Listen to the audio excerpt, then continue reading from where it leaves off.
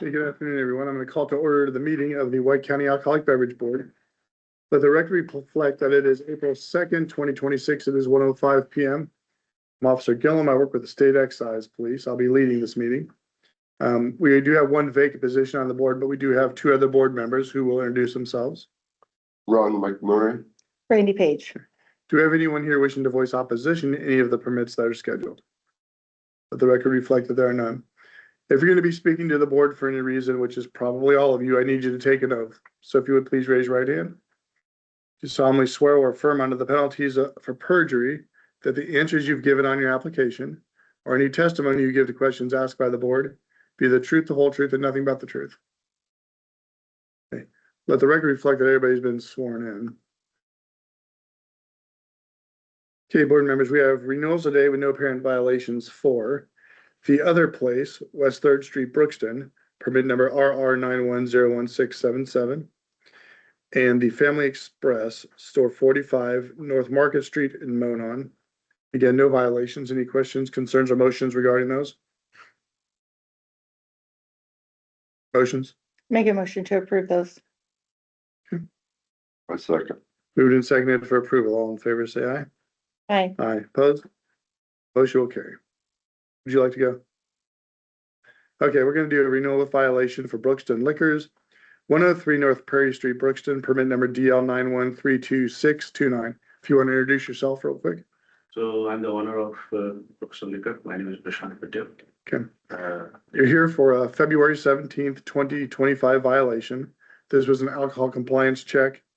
Charges for furnishing alcohol to a minor, allowing a minor to loiter, and failure to check the ID of somebody who is under the age of 40. $1,000 fine was paid.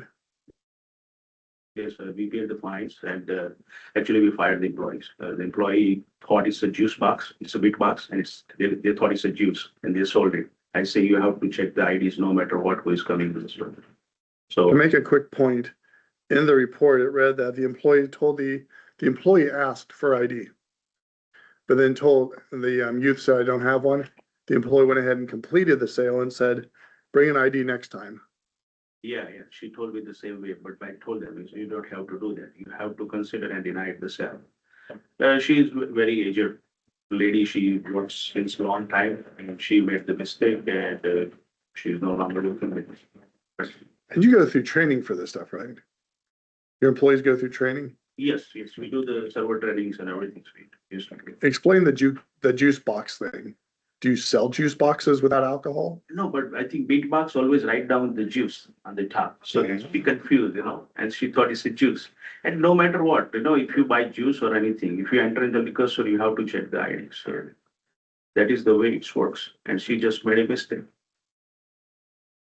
I mean, you should know beatbox is a alcohol. It's not a Capri Sun or something like that. Thank goodness it didn't end up in some kid's lunchbox. All right. How many stores do you own now? We own 6 of them. Okay. And you've had some violations, right? This store first time, Yeah, but your other ones collectively. collectively 2 years ago in the bank building, on the Teal Road, The one on Teal Road's had some issues. 2 years ago, 2 or 3 years ago. All right, board members, questions, concerns, motions? I don't. Okay, want to make a motion? I'd make a motion to go ahead and renew it. A second. Moved and seconded for a standard 2-year period. All in favor, say aye. Aye. Aye. Opposed? Motion will carry. All right. Thanks, man. Have a good day. Okay, next we have renewal violation for the Chalmers House. 106 East Main Street, Chalmers, permit number RR 9140986.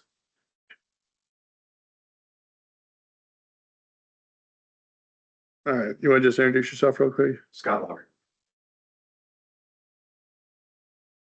I spell your last name. LOWRY. You're the owner, correct? Correct. So this looks August 14th, 2025 administrative violation, operating on an expired permit. $1,000 fine was paid. Looks like you went ahead and knew that you had a tax protest and that your permit was expired, but continued to operate anyway. Is that a fair assessment? We weren't sure. We were told we could go ahead and do it. My wife runs the day-to-day operations in there. Why would you think that you could operate on an expired license? Well, there was a lot of confusion what was going on because the expiration date had changed and there's a gaming license also involved in it. And they had said that that number had been deemed dead. There was just a lot of confusion on what was going on with everything. And once everything was all figured out and got it all, and we got everything all taken care of. And we were still new at it, like I said. This was the second Yeah, year. well, tax protests and And we took care of that as well. expiration dates always. They're kind of obvious. The gaming has nothing to do with it. Correct. Has you guys been given any warnings or anything before? No.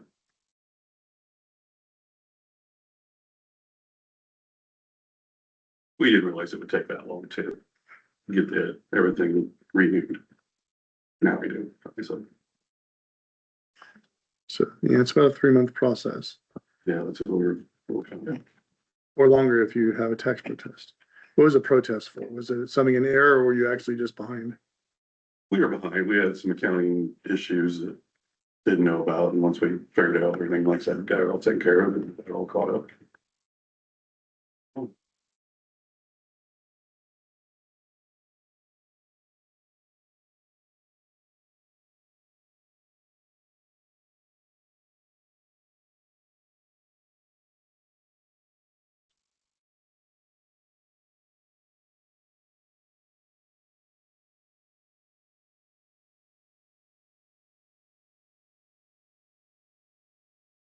You were notified by Michelle Washington at the Alcohol Tobacco Commission that your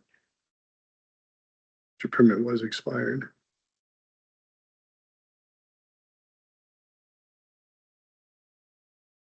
Yeah, it was basically notice that if you don't get it taken care of, your permit's going to go back to the state, so you were notified.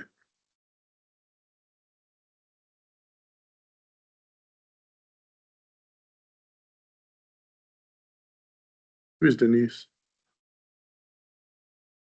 I would have been an old employee. And Kristen? My,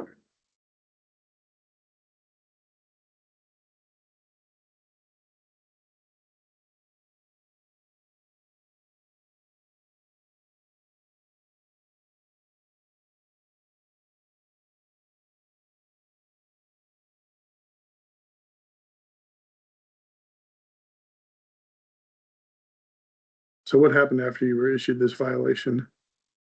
Did you have to shut down for a period of time? yes, How long was that? we did not sell alcohol for 3 weeks. So once it was taken care of and renewed. And that's why there's always a temptation for people to go ahead and sell, hoping that they can make it, get everything cleared before. The problem is you could have got a letter of extension if it hadn't been for the protest. And that was where the confusion was. We didn't know that. So I Go ahead. remember seeing when they were not selling alcohol, I remember seeing it, if that. Open but no alcohol, I remember that. That hurts business. Yeah. yes, it is. They were very vocal about open, no alcohol, I. Saw it, After they got. yeah, violation. yeah, Okay, I don't know if it was a deliberate act or. I've had people testify that they've really had no choice and. In order to pay your tax protest, you have money, and if that means selling on an expired license, that's what they'll do, but. Oh, it was difficult. We got to take care of it. Questions, concerns, or motions?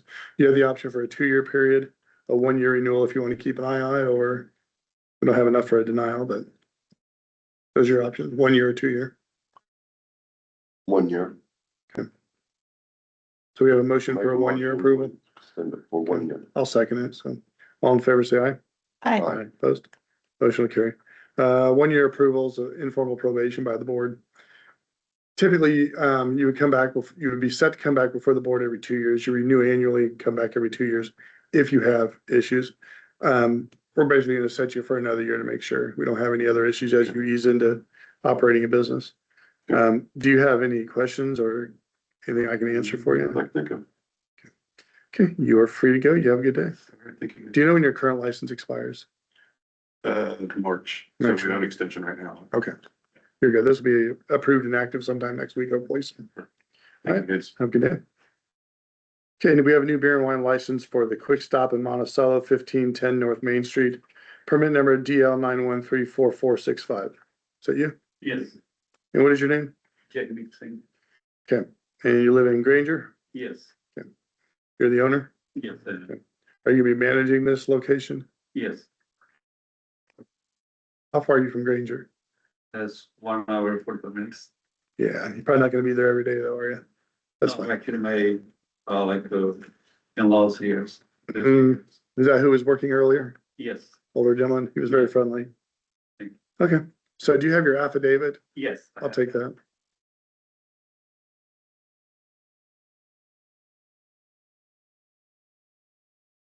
All right, you wanna tell us about the business, hours of operation, what your experience is running? I'm doing this business almost 16 years. And I have like a beer and wine license in my other locations, so we done pretty good with those. How many locations do you have alcohol permits for? Currently one Where's that? in Plymouth, Brothers Stop and Go. No violations there? No,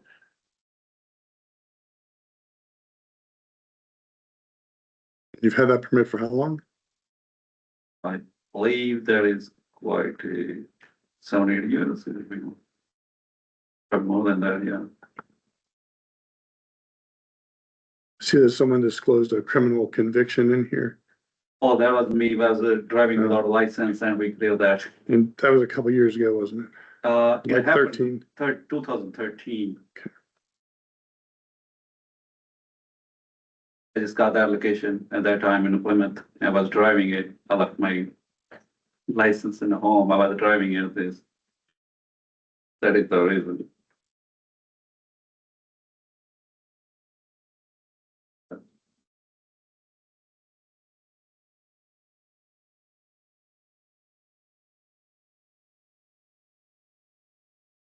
Where is this location? It's a Main Street Marathon gas station. It used to be a Is it by the drive-in? Yeah. Okay, it was the cinemas in. yeah. Yeah. Yeah. Oops. Close it. Okay, yep, no violations at the other stores, so. I don't really have any issues. Best of luck to you. This permit will be approved and will be active by the state sometime next week. Okay. Once it's active, then you can start getting deliveries and start selling. The permit will show up about a week later. Thank you. Do you have any questions? No, I don't have any questions. So just to be clear, you understand you can't sell alcohol to people who are showing any signs of intoxication, which would be really important around the lake. And then can't sell to minors. So you have to check everybody who looks under the age of 40. Oh, well. And then if they don't have ID, also I would watch for third-party sales. So if you got a couple 20-year-olds who park outside or come in, they're gonna have their 21-year-old friend purchase the alcohol. So make sure you have policies in place to Check their IDs. Yes, I will. check all their IDs. Everybody's ID, whoever comes for the alcohol. Yeah. So be real careful with intoxicated patrons. I'm assuming that's just a lake issue. So, all Okay. right, Perfect. all right, have a good day. Thank Do we you. need to make? You want me Oh, to yeah, make a go ahead, motion? make a motion. I'll make a motion to approve. Let's take it. One second. Moving to Thank you. second for approval. All in favor, say aye. Aye. Opposed? Okay, motion will carry. Thank you. Thanks, Brandy. I was taking a nap. Have a good day. Okay, I'm on enough board. I got you. Come on up. Okay, next we have a carryover from February and March for Top Notch Bar, 113 West Third Street, Brookston. Permit number RR 9143148. And for the record, you were sworn in, correct? Yes, sir. Okay, so this has been continued a number of times. We keep having questions and issues coming up. So just real quick, I'm gonna start with a couple questions. How long did you and Dustin work at Top Notch? I have worked there for approximately 3 years. And Dustin, I am, sir. did he work there with you? Yes, What were your responsibilities? my responsibilities were solely kitchen. What were his responsibilities? I am uncertain of his responsibilities. He was one of the owners, I believe. And who is Matt Sutter? Matt Studer was one of the owners as well. I started working there, How long ago was that? approximately 3 years. So carry over from previous months. Last month you told us how much you paid for the business and what that included. And basically I needed proof that you'd actually paid that amount. What I got from you was a promissory note saying that you would pay that much, not a receipt, nothing. You sent me some bank records, but these are, I don't know what these are. Some of them go back. Here, your one from Northwestern Mutual. This just shows loan history between 1993 and 2006. There is nothing in here that shows anywhere near the amount that you testified that you paid for it. We have something here from Northwestern Mutual as well, going back to 2003. Again, I don't look at these things very often, but again, I don't see any totals in there that would, you're welcome to look this, would add up to what you claim to have paid. And if you have a promissory note that tells me that you didn't actually pay unless you've got a receipt to back it up. And you can explain that if you want. For the Northwestern Mutual Funds, I exonerated $113,000 from Northwestern on the date of 10/23/24, which I believe it might be the third page, Take a look at that and see what you can find. 4/9/24, $24,000, 3/21, $24,000, and that accumulates to 113. The cash value that I loaned against myself on my life insurance policies came to a total of $26,000. Are you seeing those numbers in there? Am I looking at Northwestern? Yeah. Okay, this is 3, 4. Oh, Policies. yeah, I was on the wrong one, sorry. There's 65 there, 64 there. Those were both in October 10/24.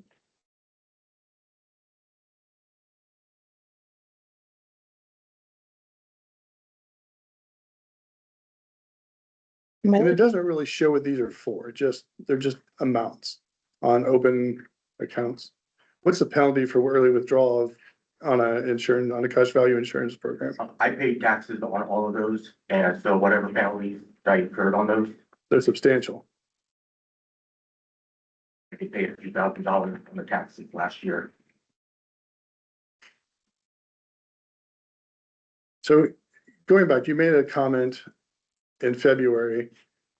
You initially testified that you were a 50% owner in the business with Dustin.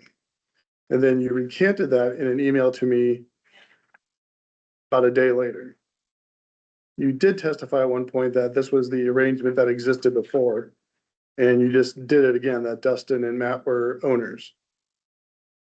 I don't know what is going on. They're not owners. If they were owners, you would have bought the business from them, but you didn't. You're buying it from who? Amy? Alan and Amy Morse. So sometimes this stuff can be explained away. The problem is anybody with financial interest in a business has to be disclosed. We do not disclose, people will not disclose somebody who is disqualified. I know Dustin has had a number of things expunged. I don't know if he's disqualified because we haven't had full disclosure of really who he is. He does have some current stuff pending. So I don't know if he was potentially disqualified when all of this ownership transaction stuff took place before, or what's going on, but I fully expect that he was hidden before and he's being hidden again. Because he's definitely involved in this. Did you see the numbers? Yeah, there's, so like the cash here and cash here would add up for you. Okay. Yeah. And I haven't seen a separate transaction for the building, which I was told this, everything was purchased all together, all at once. Building, alcohol permit, equipment, inventory, with a single check. So these are your loans. They didn't just give you cash out of these. They would have done a transfer to your accounts, right? I received checks. Okay, and those would have been deposited into your checking account. And then you would have issued one check directly to Amy and Alan. Do you have a check showing that amount? I do not. Could you produce it? I'm not certain if I can or not. Well, I mean, if you paid him a large amount of money for business, there would be a check. You initially testified that you gave him cash. I was told by them that they received a business check from you and Mr. Blankenship. A few things. So I'm gonna enter these as state exhibit 1 and 2.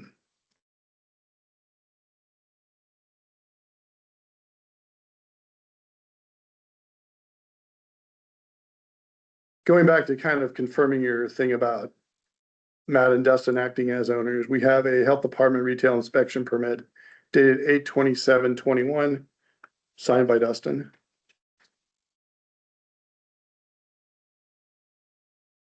This is the promissory note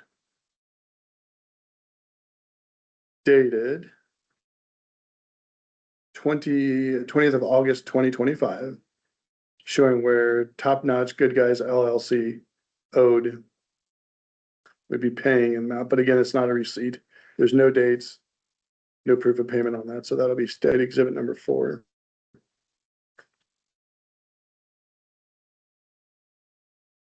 The current operating alcohol permit, this is where it gets kind of weird. Permit number RR 9135373 is held by Top Notch Inc., which has Amy Allen and is it Malaya, We have Winchester. roughly listed at 33% each. When you go to the Secretary of State's website and look under that same corporate entity, Amy is not on there, and I don't know why, but again, I said this once before, every piece of paperwork needs to match. Which, that's their problem. I will deal with that separately.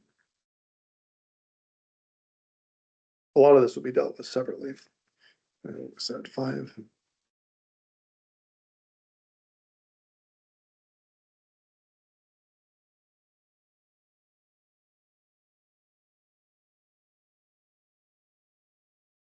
State exhibit 6, 7, and 8, these are Facebook screenshots from February 21st. I believe these were all 24. Top Notch Brookston, one by Dustin himself.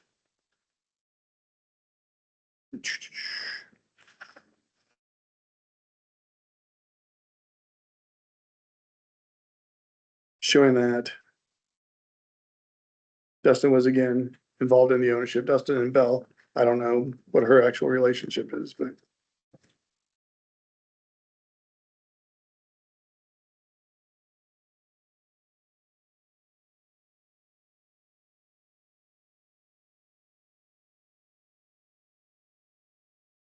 State exhibit number 9, this again, this is from Top Notch Bar dated August 13th of 21.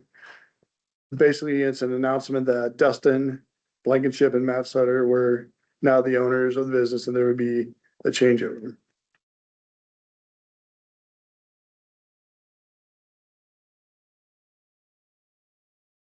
And then I have.